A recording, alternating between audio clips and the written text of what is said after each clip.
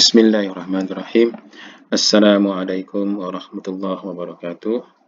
Selamat datang ke Arabic Tasnif. Nama saya Mukhtar bin Ahlan, moderator kepada website ini.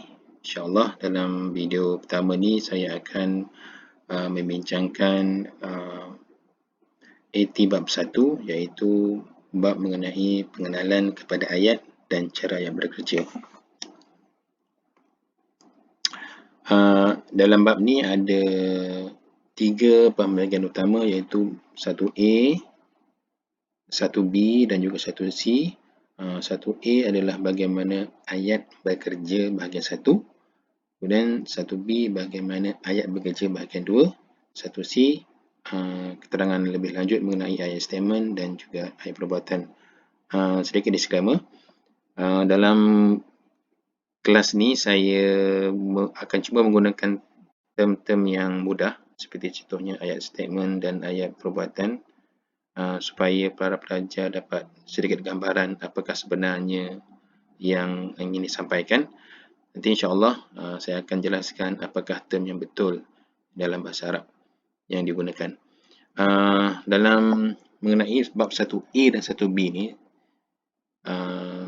saya pecahkan kepada 2, iaitu 1A bahagian 1, 1B bahagian 2, kerana dalam 1A ni saya akan menerangkan bab pertama mengenai benda-benda yang perlu diketahui mengenai ataupun sebelum kita mempelajari bagaimana ayat bekerja. Mengenai bagaimana ayat bekerja akan banyak diterangkan dalam bab 1B. So, mari kita pergi bab 1A yang pertama, iaitu bagaimana ayat bekerja bahagian 1. Okey, dalam bab ni kita akan bincangkan kalimah dan pembahagian dia, status kalimah dan pembahagian dia, dan juga perasa ayat. So, 3 tajuk ni adalah merupakan perkara yang harus lebih dahulu difahami sebelum kita masuk kepada bab bagaimana ayat bahasa Arab bekerja. Okey, sebab dalam ayat bahasa Arab dia ada structure. So, dalam bab ni kita akan bincangkan komponen-komponen yang membina kepada ayat. Okey, mari kita mula discuss insyaAllah. Okey, yang pertama sekali ialah kalimah. Kalimah ni merupakan bahagian juzuk asas dalam ayat. Dalam bahasa Melayunya dia adalah perkataan. So, perkataan dalam bahasa Arab ni dia terbahagi kepada 3. Yang pertama isim, yang kedua fi'il, yang ketiga adalah harf. Okey, isim bermaksud kata nama. Okey, dia adalah satu kalimah yang ada makna dan tiada kaitan dengan masa. So, ada 2 poin penting kat sini, iaitu kalimah bermakna, 2, tiada masa. Mengenai fi'il pula, fi'il ni adalah kalimah juga yang ada makna tapi dia ada kaitan dengan masa. So, kita nampak kat sini perbezaan utama antara isim dengan fi'il. Okey, isim dia tiada kaitan dengan masa, mengenai fi'il pula dia ada kaitan dengan masa. Mengenai huruf pula, huruf ni adalah perkataan atau kalimah yang hanya dapat difahami apabila ada perkataan lain selepasnya. Maksudnya, bila dia berganding dengan perkataan lain, barulah haraf ini dia akan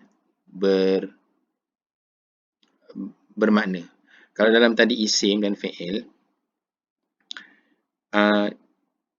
by itself, dengan dia sendiri, dia ada makna untuk fi'il dengan isim dengan fi'il. Manakala haraf pula, kalau dia sendiri, dia macam tidak make sense until apabila dia bergabung dengan perkataan lain selepasnya. Okey, nama sebagai contoh. Saya start dengan contoh dengan perkataan katalah rumah. Okey, rumah. Rumah dalam bahasa Arab adalah baitun. Okey, baitun. Okey. Dari segi makna rumah dengan perkataan rumah itu sendiri, kita dah boleh dah faham makna dia. Dia ada makna. Okey. Baitun. Okey. Dan dia tak ada masa. Maksud dia, semalam pun rumah, hari ni pun rumah, besok pun rumah. Berbeza dengan fi'il, kalau sebagai contoh kat sini, contohnya macam memandu. Kan?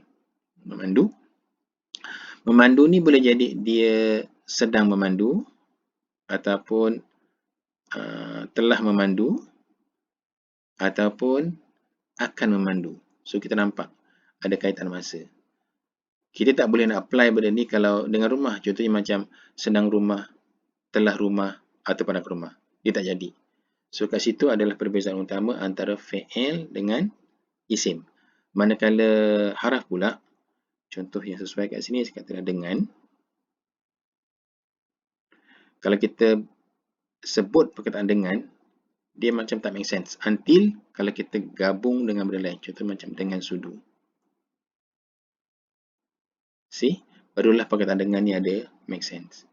Okay. Dari segi ejaan pula, kebiasaannya huruf ni dia boleh terbina just dengan satu huruf. Contohnya dengan ni, ejaan bahasa Arab adalah B.